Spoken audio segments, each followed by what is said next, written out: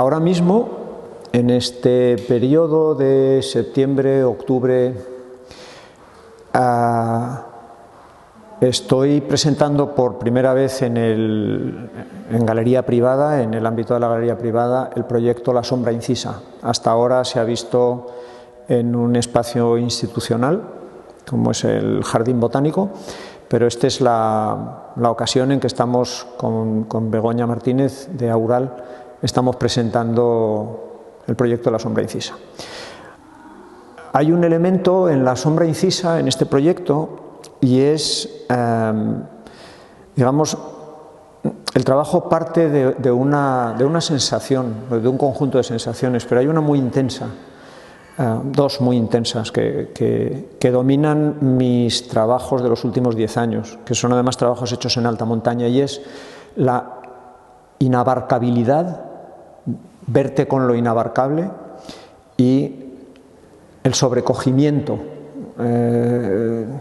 tal vez dado de la mano a la incertidumbre. En realidad más que dos son como tres, esas tres nociones, que son tres sensaciones muy intensas: sobrecogimiento, inabarcabilidad, incertidumbre. Y son tres nociones muy ligadas a la alta montaña, pero extrañamente vertebran en el fondo todas mis investigaciones con fotografía. ¿Por qué? Pues porque la fotografía, que pretende abarcar, o que nació para abarcar la realidad, se las tiene que ver con lo inabarcable de lo real, ¿no? No sabemos ni lo que es, imaginaros si puede ser abarcable. Otro elemento que a mí me interesa mucho es la incertidumbre en el sentido de que también la fotografía en su momento nace como un medio que debería darnos certidumbre a través de su exactitud, de su supuesta objetividad, su supuesta veracidad, mitos que muchos fotógrafos ya antes que yo se han encargado de ir deconstruyendo.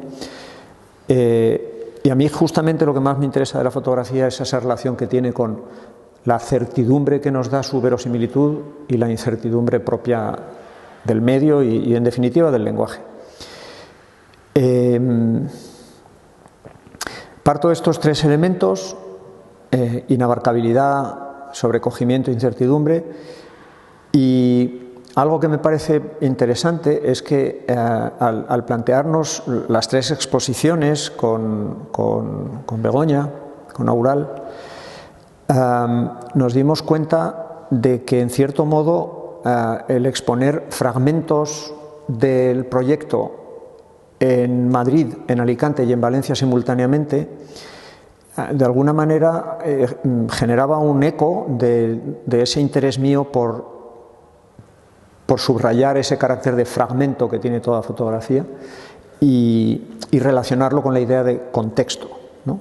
Fragmento, generando incertidumbre, y contexto. Y de alguna forma las tres exposiciones serían un contexto en el que hay que reunir las piezas para darles una interpretación adecuada, ¿no? Este argumento de fragmento y contexto, como esta relación que me gusta investigar en fotografía entre fragmento y contexto, en este proyecto se desarrolla de una manera muy particular. El glaciar de la Malaveta tiene rostro. No es una lengua que no para de moverse como otros glaciares, ¿no? Es un glaciar más pequeño, como todos los que hay en el sur de Europa. Todos los glaciares del sur de Europa, por debajo de los Alpes, son glaciares relativamente pequeños en volumen, si los comparamos con otros glaciares de los Alpes o del norte de Europa, Noruega, etcétera, Islandia, bueno. Y por tanto es un glaciar fósil que tiene rostro, tiene un perímetro definido que va variando ligeramente con los años, pero me interesó mucho esta idea de un glaciar con rostro, ¿no? Es una entidad, es como un animal, como un fósil, son muchas cosas. Y una de mis ideas fue la idea de que su rostro es su perímetro y por tanto podía recorrer su rostro, podía recorrer su perímetro, ¿no? A lo largo de determinadas jornadas. Luego cada fotografía si la tomaba lo suficientemente cerca, representaba un punto de ese perímetro, ¿no? Un fragmento del perímetro. Y así es como empecé a trabajar con este proyecto. De manera que cada fotografía es un fragmento y por la forma en que he desarrollado este trabajo, cada fotografía, cada obra está constituida por 4 negativos que se articulan, de manera que si una obra es un fragmento formado por 4 fragmentos y así hasta el infinito, ¿no? Algunas de las piezas de Madrid configuran el perímetro completo formado por múltiples fragmentos y otras son pequeños puntitos, es decir, recojo huellas de la evaporación del glaciar con todos los sedimentos que tiene, que van dejando micropuntos, ¿no? Representados en un mapa no se verían, serían puntos microscópicos. De manera que, bueno, abordo esa mirada desde lo microscópico, pequeñísimos fragmentos, hasta un intento de percibir ese contexto, a su vez formado por pequeños fragmentos. Luego, bueno, ese es un poco ese eje fragmento-contexto que me interesa mucho. Y, por supuesto, cada fragmento, al faltar el contexto al que pertenece, pues tiene un elevado nivel de incertidumbre, ¿no? O eso pretendo, ese aspecto de incertidumbre a mí me interesa mucho también. Para mí el hecho de que el glaciar de la Maladeta, que es el glaciar del Pirineo de Huesca donde yo trabajo, tuviera un perímetro, me permitía abordar 2 temas que me interesan mucho. Uno es el de la experiencia inmediata, experiencia directa, es decir, cómo me relaciono yo con el glaciar en términos incluso físicos, cómo lo recorro, si lo recorro por encima, si lo recorro por su borde, si lo recorro cerca, si lo recorro lejos, si permanezco allí, si voy cada día y me vuelvo, si lo abordo desde un helicóptero. Todas esas cosas me interesan enormemente, es decir, la experiencia inmediata de la relación entre el glaciar y yo, ¿no? Entonces, convertir el perímetro en itinerario fue el primer paso, importantísimo, pero también entender ese itinerario como una permanencia intermitente también era muy importante, de manera que al final acabé transformando la tienda de campaña en la que duermo al lado del glaciar en cámara fotográfica. Es decir, la tienda de campaña tiene un orificio por el que asoma un objetivo, está todo sellado y la tienda es totalmente opaca a la luz, estanca, y me permitió convertir la tienda en una cámara fotográfica, de manera que hábitat y dispositivo de registro al final configuran una unidad, ¿no? Y esto fue ese hilo entre perímetro, itinerario, permanencia y registro, ¿no? Como me permitió articular eso. Entonces, las fotografías, estas fotografías, la que se ve detrás mío y las otras que están en esta sala, están obtenidas desde dentro de la cámara, desde dentro de la tienda, que es donde yo duermo dentro de la cámara y fotografío con la tienda, es la misma cosa, y son 4 fragmentos registrados en negativo 20-25, 20 por 25 centímetros, que yo manipulo con mis manos desde dentro de la tienda, ¿no? Entonces es una relación muy física, muy directa y muy fantasmal a la vez, porque las imágenes que yo veo del glaciar desde dentro de la tienda son fantasmas mágicos, es muy increíble la experiencia.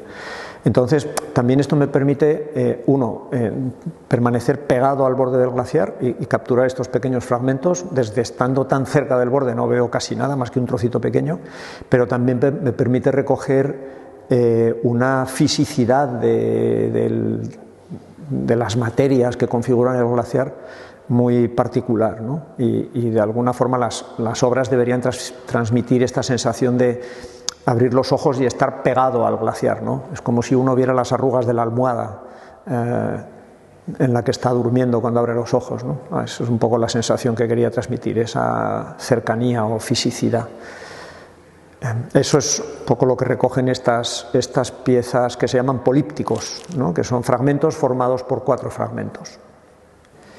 Hay un trasfondo detrás de este proyecto, y sí, viene de lejos de otros proyectos míos, pero en este en concreto, y es un poco la relación entre conocimiento, que bueno, digamos que en nuestra sociedad el conocimiento está directamente ligado a lo intelectual, lo racional, pero para mí el afecto es la base del conocimiento.